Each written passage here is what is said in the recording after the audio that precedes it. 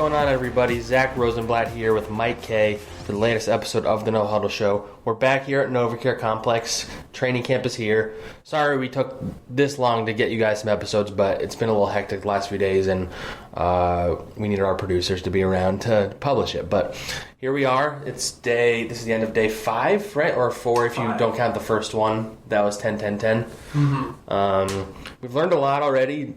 We're still out here overreacting and underreacting to everything because that's just training camp in a nutshell until you see them go against. How did we get into this nutshell? But that's why the week with the Ravens is going to be fun, I think, by the way. That won't be for a couple weeks, but I think that's going to be a lot of fun. I never covered something like that where two teams are practicing together. We'll talk a lot about that as it gets closer. But so there hasn't been a lot of crazy news necessarily, but there has been a few things since our last episode last week, which I said to you, it feels like we haven't done an episode in forever, but it's literally just been a week because time goes slower when you're standing in the 90-degree humidity. Not to complain too much, but yeah, it's been 9-10 days. I feel like I've gotten 9 to 10 hours of sleep too, so it's it's like an endless cycle because you get home and you're exhausted, and then you take too long to start working, and then you work, and then it's late, and then you wake up early, and it's a whole cycle. But the players have worse than us. So. Yeah. But speaking of players that have it worse than us, Cravon LeBlanc suffered a foot injury. What a segue. That was pretty good. Which he's probably riding around. Yeah. True. He did have one of those scooters. But yeah, he hurt his foot. It was a strange series of events. He hurt his foot, I would think, during the first practice, but it was one of those things where he probably didn't feel it when we saw him in the locker room after. It was his birthday on day 1. And then he wasn't out there, and there was some mystery about whether maybe he was on the block or something. It turned out he was just injured. It seems like it's maybe a little more serious than they want to admit. He was in a boot right away, and Doug called it week to week, which in Doug Peterson speak probably means he's out for a while. Yeah. Because Jalen Mills was week to week back in week 9 last year, and he hasn't played since. So. Yeah, now he's more like year to year. I don't know. Seriously, though. That's such a weird foot injury. But anyway, so what that means is they have Cravon LeBlanc and Jalen Mills out with foot injuries, seemingly significant, especially Jalen Mills. And Ronald Darby, he's looking good when he's out of there in individuals, but he still hasn't made his way over to team drills yet. So I think it would be, without knowing the medicals, it'd be fair to say he's the closest to coming back. We don't know, what their timeline is with him. They're taking their time with him, obviously. So corner all of a sudden is, became a concern. Whereas, we had talked about, if any of the guys got hurt, then maybe they're in a little trouble, but they'll be okay. 3 guys being hurt, they're not okay. Even as confident as both you and I are in Rasul and Avonte Maddox, and Cindy Jones has been a standout in camp so far. They signed Orlando Scandrick the other day. It's a Patrick Robinson-esque signing, maybe not quite the level because he's a little more proven coming in here, but I'd say he's more LeGarrette Blount. Yeah, that's probably fair. Yeah, and LeGarrette he came off a pretty good year with the Patriots before that. But so Scandrick played 9 years with the Cowboys. Started last year with the Redskins, then got cut, and then got picked up by the Chiefs, who were so desperate for corners that he pretty much started every game for them. When they first signed him, I was not sure if he really had a great chance of making the team, but the more these guys sit out, it seems almost likely that he makes, unless he's really bad in camp. I don't know who. They can only put Jalen Mills on PUP to start the year. So there's a chance that if they don't put Mills on PUP, that they wind up keeping 7 corners. Yeah, they kind of have to. They have no choice. Well, I think what's going to have to happen is, so he'll make the team, I think, if they keep Mills on PUP. It's almost as simple as that, I think. He and Jeremiah McKinnon, and Josh Hawkins are playing for that 6th role if there's an injury. If Cravon continues to progress and with his injury, maybe they don't. They were always going to keep 6 corners, in my opinion, because they were already obvious. They were already 6 deep. But I think I'm not really that concerned. I don't know if concern is right, but for week 1, not for the season, but I think week 1 there's legit concern. So I think Ronald Darby will be good by week 1. If he wasn't, unless there's a setback or something, right? If they were that concerned about him, he would be on PUP. Yeah, they would have put him on there to start. Yeah, right. Because you still see Jalen Mills out there with the teammates and stuff like that. It's not like he's completely just, Jernigan last year. Yeah. Right. So I think when you look, Rasul's having a really strong, really strong. Sydney and him have both been really good. Yeah, Sydney got torched a few times by Deshaun. He also picked off Carson today. Yeah, had a nice diving interception. Avonte Maddox is going to be a special player. I really, truly believe he's one of those guys that he's not making necessarily like the big plays, but the fact that you're not hearing from him means that he's like shutting whoever he's covering down. Yeah, I mean, he's not getting burned at all. Here's the thing: we should preface it with this: Deshaun Jackson has beaten every cornerback. Every DB in this entire that's Deshaun team. Jackson. Yeah, but outside of that, I mean, Avonte, Rasul, and Sidney have played very, very well. And I think people should be maybe not ecstatic about this upcoming year, but if all three of them were on this team in 2020, I think you can see extensions. This is a very good group. Darby looks like he's making progress. He's part of install. He's doing individuals. Roddy McLeod just returned to the field, so Darby, who's about like 5 weeks to a month behind him in rehab, could be on the mend soon. I think he's going to be good for week one. Right. At least you think by the end of the preseason he'll finally be full go at least. Right, and he's had to deal with coming into a season, dry, I guess you could say, because his first year here he got injured and had to. He was out for a chunk of the season. Yeah. So he's done that before. I think if Darby's fine, this group's fine. They can't go in there with just these three guys. Or you need more than three. Yeah, exactly. Yeah. I think that's the thing. I think, honestly, this secondary will go as Ronald Darby goes this year. If Darby is available and can play a full-time role, I think he's the closest to a legitimate number one corner on this roster. I also think you have very good depth because Rasul or Sidney will be the fourth guy.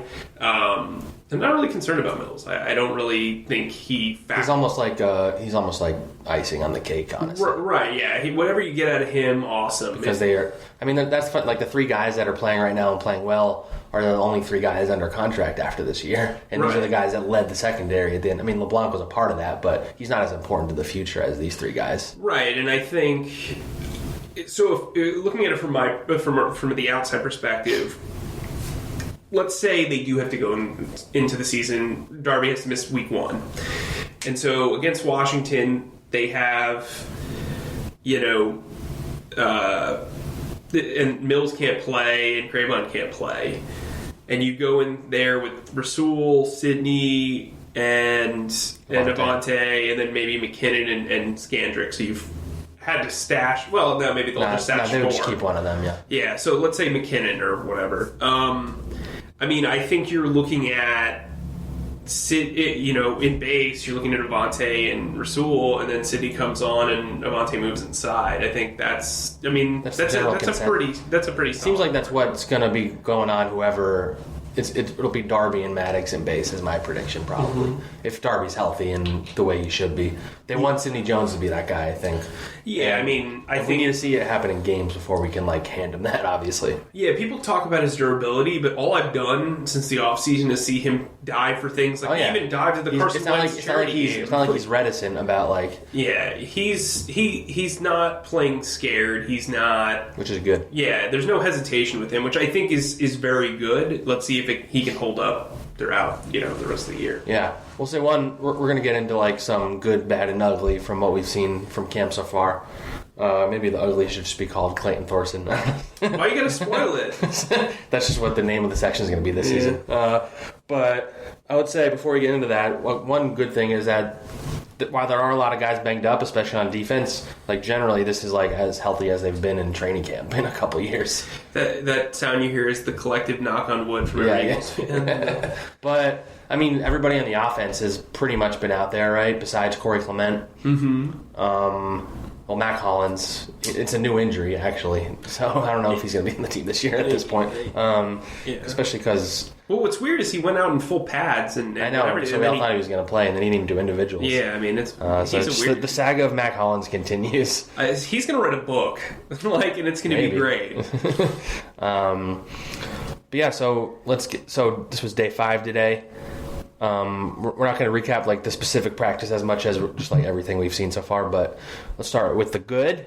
I think Deshaun Jackson is the obvious place to start. I think this was his first day where he didn't star. Because he legit, I've said to people, it's been hard not to write about him every day because it seems like he makes a big play every day. Him and Carson pretty clearly have like a chemistry there. Like that's not just like coach speak or media speak. I think that's legit. And he's just fun. Like the fans just even in this heat when everybody's tired at the end of the day, when they complete passes to Deshaun, everybody lights up. What's interesting to me is the national media focuses so much on his deep speed. It's more than that. He's winning with route running. Like for sure. Some of these fade routes, like he's getting open on, or just pretty impressive. He got open on one like a corner fade against Sidney Jones today. That was really impressive. He's done some double moves. His comeback routes are some of the best I've seen in the league. And he's not Antonio Brown, but he can really get open with his feet. It's not just about straight line speed, and I think that's something that's underestimated about him. I also think it'll help. His connection with Carson is so good. You don't want to project 1,000 yards for him just because they spread the ball around so much, but it's kind of getting hard not to think maybe this is an 1,100 yard year, and maybe it's Tampa was the problem, and the quarterbacks that were throwing to him. Yeah, he hasn't really aged when you watch him in practice. Like, he really is just, there are 22-year-old corners that are getting roasted by him, and I think that's something good to really pick up on. I think Nelson Aguilar is another guy you could throw into the good. Especially today, because he hadn't been targeted that much, but today he looked really, really good. Yeah, I think he's on a mission to get that money. Yeah, I think the bag, as they say. Yeah, he's looked pretty Secure good. the bag, sorry. Yes, he's looked pretty good. Greg Ward is a guy that we talk about. They target him a lot. Yeah. It's because he's a slot receiver, but they've also used him outside, and I think I talked to him after practice today. He's really, really comfortable. He's been in this offense for 3 off seasons now. He's had experience as almost any of the receivers. Right. He's been in this offense for 3 off seasons now. Third time could be the charm. I think he's a dark horse. I've been saying that. I've been writing that in some of my stories. I think he's a dark horse to make the team. It's either him or Marvin Michelle. Who looked really good today. He had his best day today. He's fast. That dude's fast. Yeah, and he's returning punts, which I think is very interesting. If Matt Collins doesn't make the team, hypothetically, they can both make it. Yeah, it's unlikely, but yeah, I think the 5 right now are Deshaun. I would guess they're Alshon. 5. Yeah, Deshaun, Alshon, Nelson, Jay Jaw, and Matt Collins. I think that's the 5. And then if you keep 6, it's either Marvin. But if Hollins doesn't get healthy, maybe they trade him away, or maybe they put him on IR for the year again. I don't know what you can get for Matt Collins. One of those trades where you're trading for somebody you're not even going to keep anyway. Yeah, like to the Jets or something. We'll get into this with the bad, but Sheldon Gibson's a huge loser in this entire situation because he's not getting first team reps. They're not targeting him regularly. He's dropping passes, and so when you have guys like he ran over Jeffrey Lurie today, by the way. Yeah, which was very interesting. Sure, it's the way to get cut. Jeffrey Lurie is like, I forgot that guy even. No, you didn't say that. But the wide receiver group is very interesting because, and I was having a conversation with other beat writers. It's weird because at wide receiver, there's nobody who has an irregular talent except for Carlton Agudosi, who kind of sticks out from the bunch because he's 6'6". He's a fun player to watch. Yeah, he is. He's the new Ifeanyi Moma. I've got a bone to pick with the backup quarterbacks because we were talking about this. He was being covered during one-on-ones consistently by Josh Hawkins. Josh Hawkins is 5'10". Nobody that's defending Carlton Agudosi is as tall as him. So right. Let's just get at it. Right, but I know. 7-inch... The point being, I know the point you're about to make. So right. He's got a full Subway sub of height that is $5 worth. Yeah, $5 worth. But we're not sponsored by them, so we're not going to say the holy ad. Yeah, correct. They were putting it at the numbers. The ball was at the numbers, at his chest. And when you have a lanky guy like that who probably has to rely heavily on his ability to reach up, you should not target him there. You're not going to win that way. And throw it where they can't get it, which is high. Right. Which speaks to how good, well, not how good, but how mentally adequate Carson Wentz and Nate Sudfeld are because they targeted him on jump balls later on in practice, and it worked out pretty well. He's a guy who went to Rutgers, didn't really get a lot of experience because they had 46. Yeah, different coaches. Yeah, so receivers coaches. So he's a guy that's interesting. I like him for the practice squad a lot. I do too. He's kind of an oddity, and I think they Howie's very good about getting guys who are either really small and fast as pass rushers and put like Joe Osman and putting them on there, or a big tall guy. So I think that's very interesting. The other day they tried it out, this 12 personnel lineup.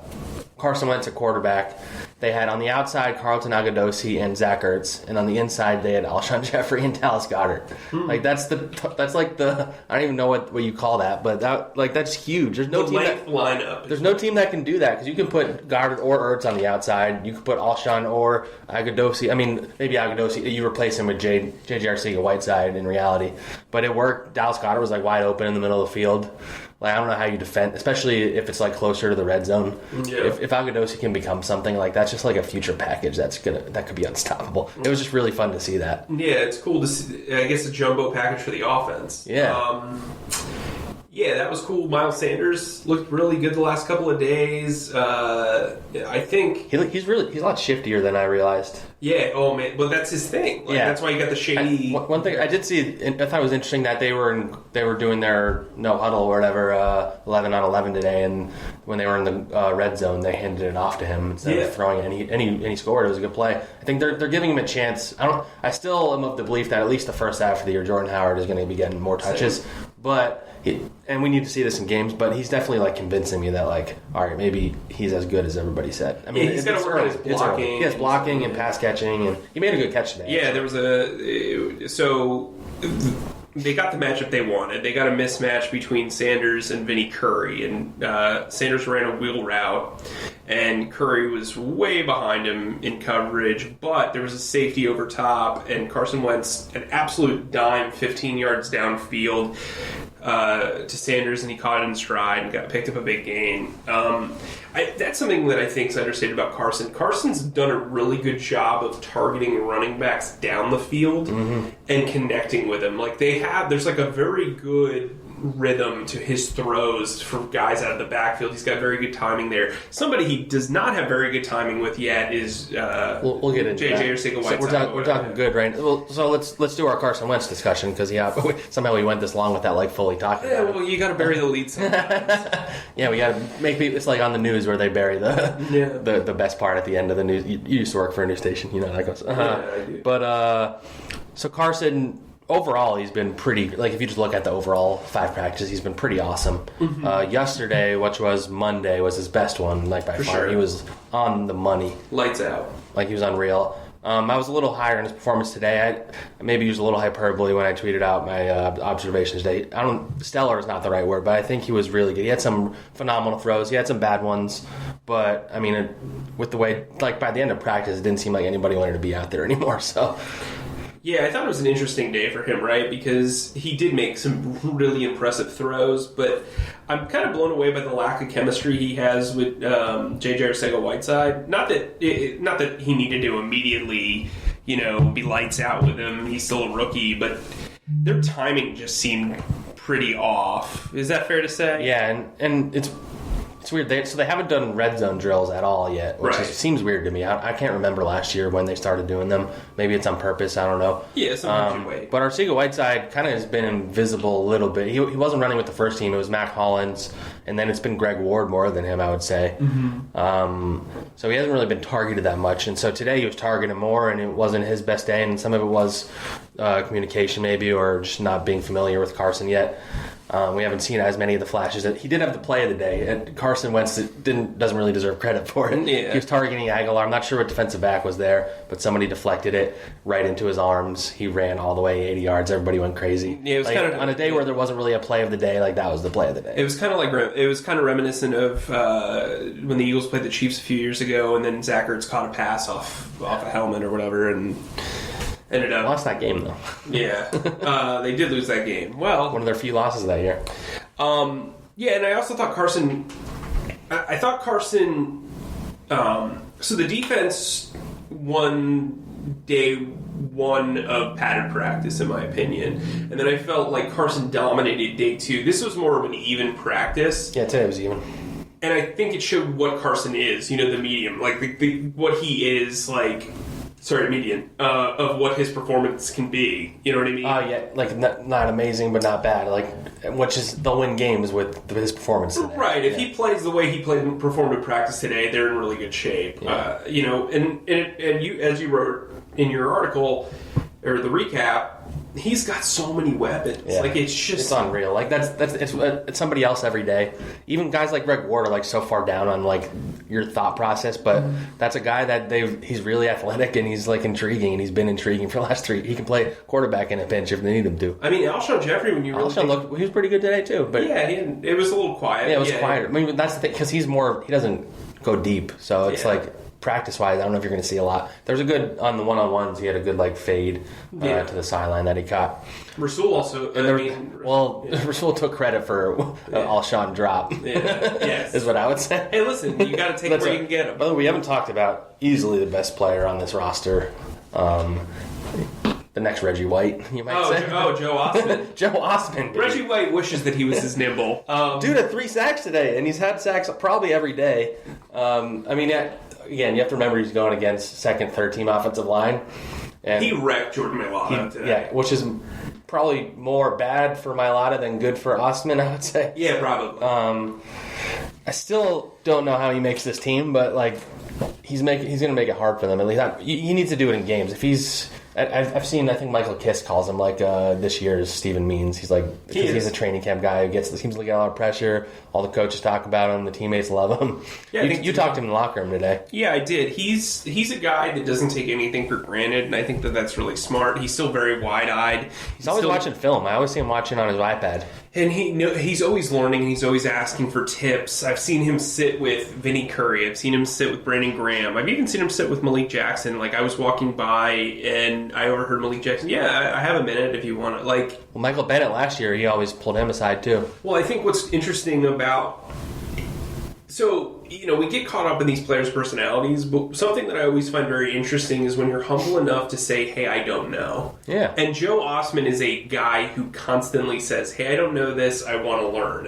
And he's told me he was trying to work on some cross-blocking moves and speed of power, and he's still developing. I mean, some of these guys, for what it's worth, take some time to develop. There's a reason why they go undrafted. It's not because they're not talented. It's because they're trying to learn the game. Maybe they come from a school like Central Michigan that's kind of behind the times as far as teaching pass rushing technique. And, he's really learning to become a pass rusher. What I like about him is that he can get very low when he's in his rush. Like, his hips bend very well. He has a low center of gravity. That's bad for a blocker who's upright like Mailata, who's still learning too. And so I think the two of them going up against each other, they spoke. Predator spoke to Prey after the practice, like in the locker room, and were like, hey, I see this, this, and this. Yeah, I saw them. It's helping them grow as people and as players, and I think that that's something that speaks to the culture that Doug Peterson's built, is that you can't feel embarrassed if you mess up. You need to go talk about it and learn. And I think Mailata and Osman are two of those guys, and that's why they're so well liked in the locker room, and why the coaching staff constantly goes out of their way to praise them. Yeah. All right, so we'll do one more good, because I think he's stood out pretty good. We've been positive for so long. We have people telling us we're being too negative a lot of the time. So, we've been positive for most of the podcast. We're milking it. The last one I'll say is Timmy Jernigan. He's on my mind because he talked today, and Jim Schwartz raved about him. He's not normally on your mind? he's like, I love talking to him because he's just an emotional person. Like he's really wants to prove that last year isn't who he is and all that stuff. But he's so real too. He's real, yeah, and he's just cool too. He has those grills. And Chris Long had a great. I think it was on Twitter. Somebody asked him like if you're going to go to a fight, who would be one teammate from your career you would bring with you? He said Jernigan. Jernigan was hyped when he heard that. He's like, that's my guy and all that stuff. But anyway, so Jernigan obviously had such a weird year last year with his back thing, and it lingered, and he came back at the end of the year, and then he missed a couple more games, and he started looking okay by the end. But Jim Schwartz said he looks as good, if not better, than he did before the injury. Said he's been disruptive was the word, and I think that's fair. I think in a lot of ways, like they're getting the ball out so quick. I think it's hard unless you get sacks for the defensive lineman to like stand out, and offensive lineman too. But he stood out. He's had some run stops that were really impressive. The fact that again, this is why maybe the whole fourth defensive end problem is like a little overblown, because number one, you have Malik Jackson, who kind of he's like the Chris Long almost in this. He's gonna be the pass rushing guy, and then you also have Jernigan there. So, I mean that defensive tackle trio is unreal. That's got to be the best in the NFL. I think they're the 5 deep. I mean, you look at what they have in Trayvon Hester and Son Ridgeway, and I mean, that's the thing. Building Kevin Wilkins, shout out to. Oh yeah, Kevin Wilkins, holler at your boy. But like building from the outside, you're building from the inside out is why this team is so good, and I think they're restocking the shelves when you really look at things is going to help them this season. Like, they have 5 guys at defensive tackle and 5 guys at defensive end that could realistically play. At corner, they have 6 to 8 guys that can realistically play. Safety, they've got 5 guys. Offensive line, they've got probably 10 guys. I mean, that's impressive. Like, this is the depth is unreal. I've turned to national people and said, this is the most stacked team I think I can ever recall. Like, the 2014 was pretty stacked preseason wise, but and that was a team that had like elite talent, kind of like this one. Or sorry, 2003. My bad. Yeah. But, this is something else. Well, and the thing is, a lot of it has to do with just guys coming back healthy. Like, they didn't do a crazy amount of moves this offseason. Right. Like, Deshaun and Malik were the big ones that will make an impact right away. The rest are like rookies who you hope can contribute right away, or just backup guys who, like someone like Anderson Dejo has looked pretty good. They're in really good shape. Yeah, and as I call it, the Jackson 2, those are guys that are going to make everyone else better around them, whether they have explosive numbers or not. Which is part of the genius of Howie Roseman. Just you're supplementing. Guys. Yeah. So I think that I think there's a lot of good there. I will also say, too, I know you wanted to get the one... Josh Sweat is going to be a really good player, I think. Maybe not like a great player, maybe not a starter, but I think he can be a passing downs guy. Yeah, I think there's a lot there. He's looking the battles between him and Dillard have been fun, honestly, because weirdly in the running game, Dillard has done a better job against him than in pass blocking. I feel like. Yeah, I don't think Josh Sweat's strength is... I know, that's what I'm saying, but it's like funny, like the dichotomy of that was the main criticism of Dillard coming out and all that. I think Dillard's got like a legitimate chip on his shoulder for a first-round pick, which is kind of weird, but I mean... It's because everybody doubts that part of him. Yeah. I think that plays into it. It's interesting. It's going to we've talked about how ideally he doesn't see a snap this year, but we'll see. So let's get into the bad. I'll start. I'm going to say Nate Sudfeld. It's more average than bad, I would say. That kind of surprises me. He's just been decidedly average. He hasn't shown me anything that makes me confident that he's the number 2 quarterback if Wentz goes down. He strikes me as somebody who's going to throw a lot of interceptions. Yeah, I was going to say. So he's not as good of a deep ball thrower as I thought he was watching him in the preseason last year.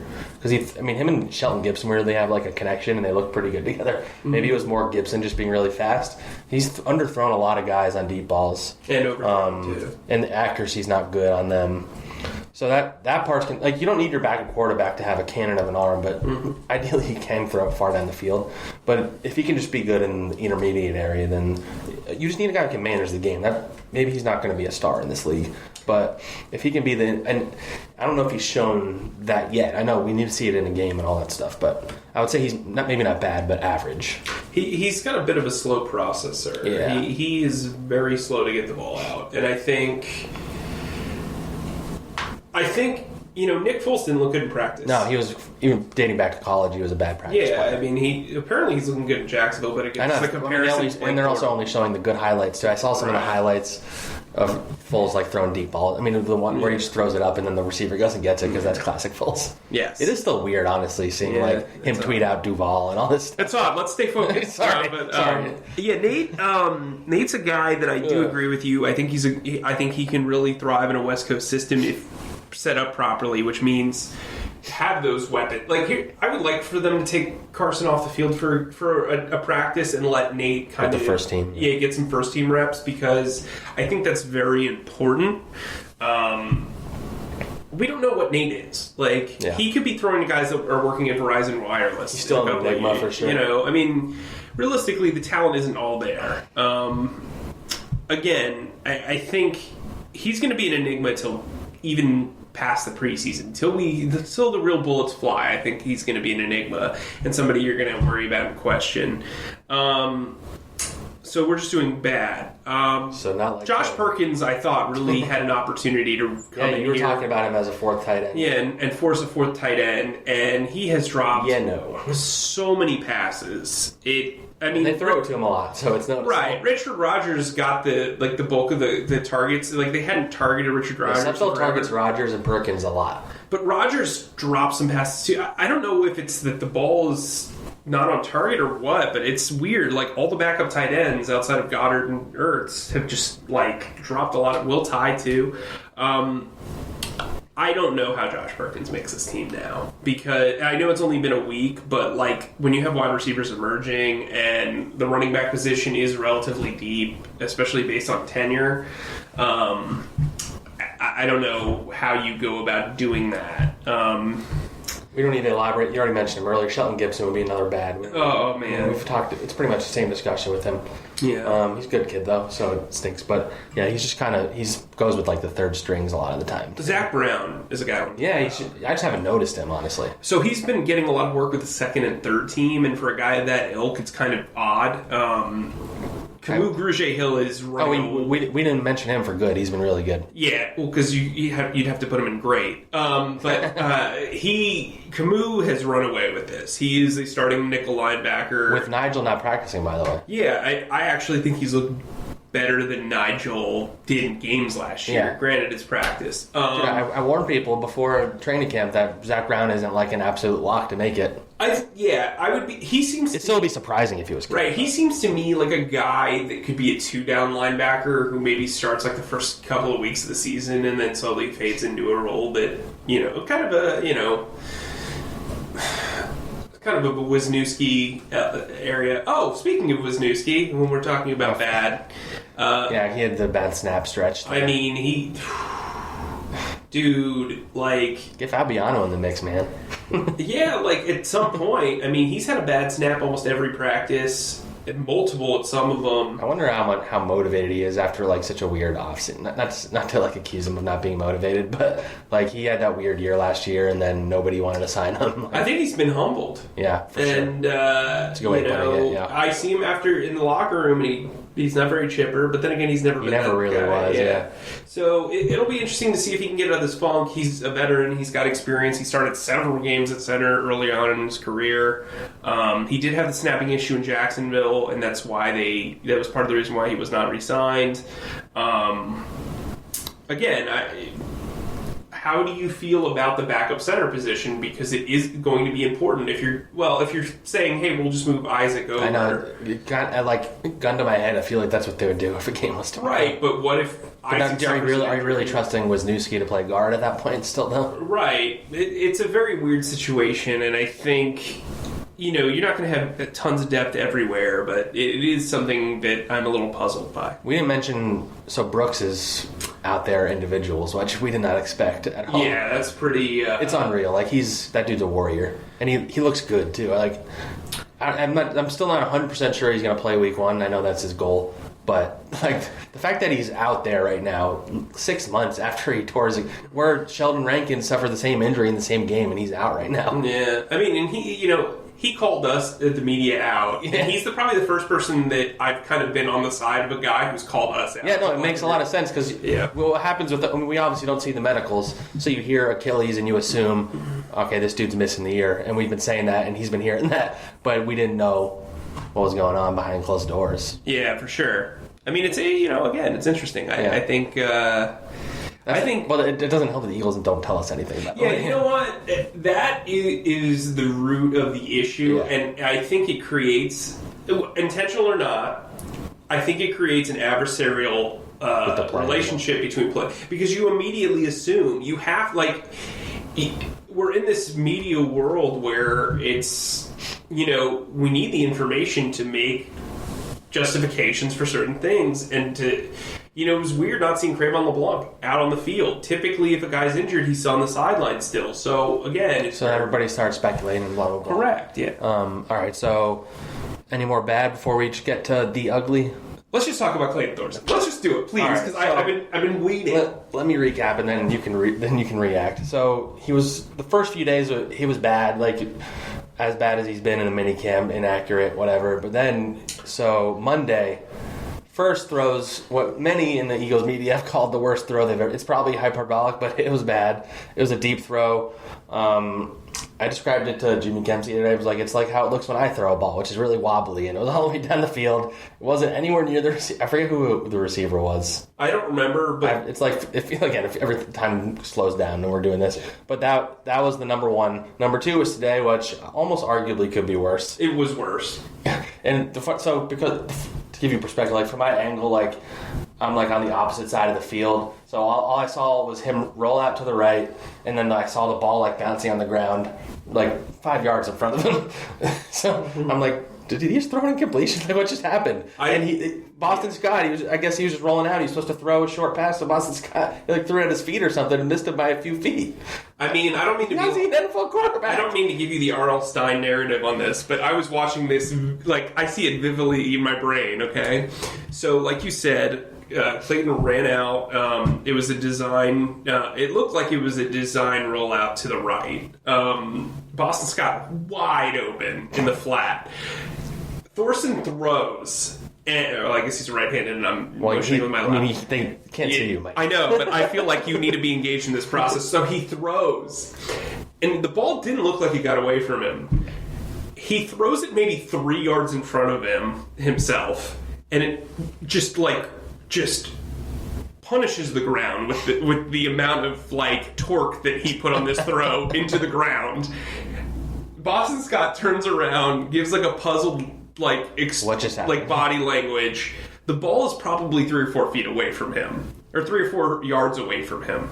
Like, it was bizarre. It was almost like he was like trying to stop the clock or nobody was open. But no, Boston Scott was right there. Oh my God, it was bad. And then there was another one that wasn't as major, but it's notable because of the noises that happened from it. So he targeted Will Tye. It was towards the sideline where we were standing. Yeah. And he missed him. He threw too far, and Will Tye just made this moan sound. I'm like, that's just my review of Clayton Thorson, and I'm sure his receivers. You can hear them being frustrated too. They are, especially those guys. Those are guys who are fighting for their lives, and they can't get the ball thrown to them. Yeah, I'm not going to project any emotions on them, but they're frustrated by the situation. I don't know if they're frustrated with him, but they are frustrated at the moment. And you can see the moment. And they only get so many opportunities. There's a lot of guys out there, and I mean, so we need to have the Clayton Thorson talk right now. Because we had kind of waffled a little bit, they wouldn't actually cut him, but maybe if he was terrible, they would. Now I almost think Cody Kessler has a better chance of making the. They used a 5th round pick on this guy. What did they see? I don't get it. So in fairness to that, it's still early. It's still early. They traded back in the 5th round to get a 7th round pick. So technically, they acquired Clayton Thorson and Hassan Ridgeway for that 5th round pick. Okay, so that's the positive news. He's been objectively bad. There is no person... This is who he was in college. Right, but there is no person evaluating him. Doug Peterson can say what he wants, but, maybe he's making progress in the film room. Maybe the way he said he was making progress was he was making reads and quick decisions and blah, blah, blah. Yeah, sure. I mean, he's making quick decisions. Doug's not going to crap on a rookie 21-year-old kid. Look, you've got to be objective about this, and I think he's been objectively bad. Bad. Some of the throws have been ugly. I'm a guy who covered the Jacksonville Jaguars with Blake Bortles as starting quarterback. I watched Max Widdick throw balls. You covered Cody Kessler there. Yeah, I did. He shouldn't be a starting quarterback. Cody actually had a really great training camp last year. Didn't throw an interception until I think mid to late July. There was a running joke in the QB room about it. But guys like Max Widdick, who was a transfer from USC guy. Yeah, USC to Hawaii. The guy couldn't throw 5 feet in front of him. Brandon Allen, who couldn't throw more than 10 yards in front of Clayton Thorson's not having a very strong debut here. And look, they spent a draft pick on him. I would imagine he makes the team.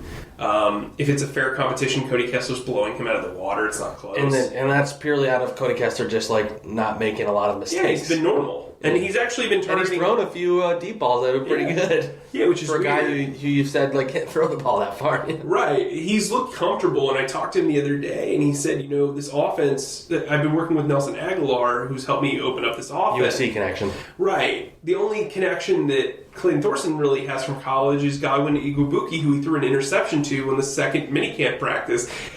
P.S. though, Godwin Kabuki has dropped 3 different possible interceptions from Thorson. Poor guy. So which one of them is helping the other? I can't tell. Yeah, I talked to Godwin after that first pick when he actually made the interception. He goes, "Yeah, he blessed me. I'll have to bless him." I'm wondering if he's just trying to help the guy out. Oh no, I'm just gonna hit it down. Yeah, I'll just hit the PBU. It's fine.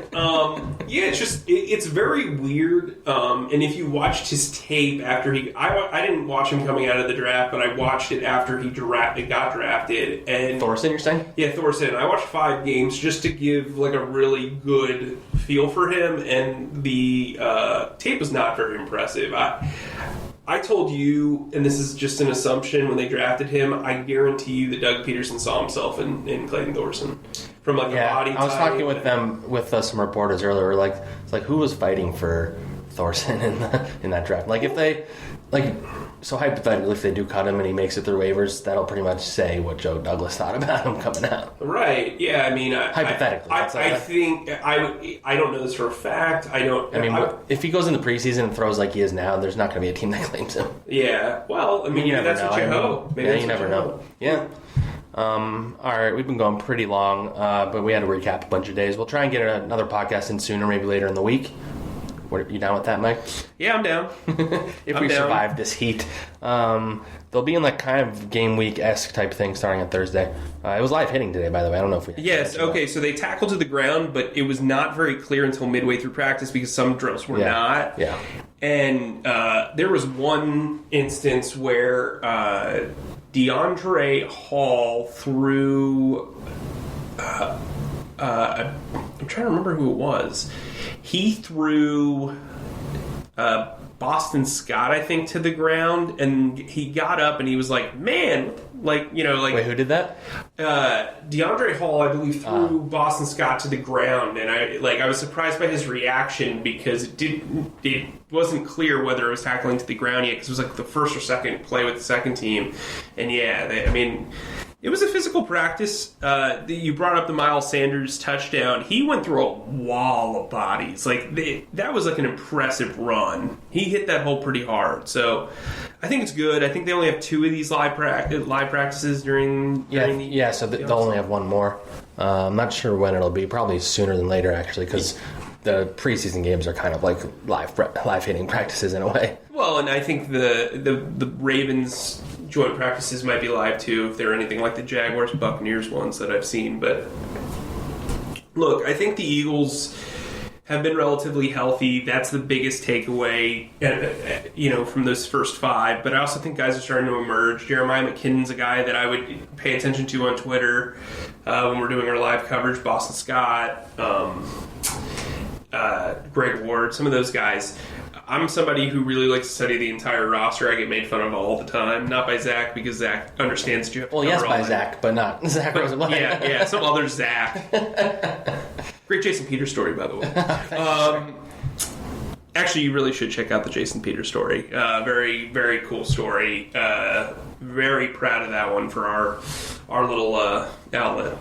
That's actually pretty big. But, again... Sorry, I got sidetracked. Pay attention to some of these guys at the bottom of the roster. This is as tight as of a competition. There's not many spots. Yeah, this is going to be 10 to 12 spots that are open. Originally, I projected about 16. I think it's about 10 to 12 now.